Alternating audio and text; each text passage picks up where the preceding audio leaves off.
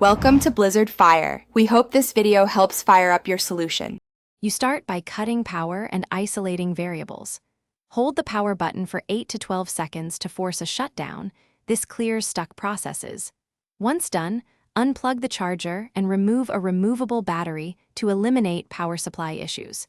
Make sure to disconnect USB devices and external drives to rule out peripheral conflicts.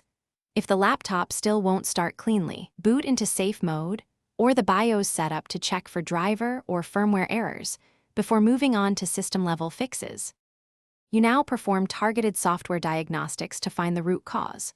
Open Task Manager and watch CPU, memory, and disk usage, end processes that peg resources, and note their names for later removal. Run a full antivirus scan to eliminate malware-driven freezes. Once safe, update system and device drivers to resolve compatibility hangs. If corruption is suspected, run System File Checker and chkdsk on Windows, or Disk Utility First Aid on Mac OS, to repair file system and system file issues. You finish by verifying hardware stability.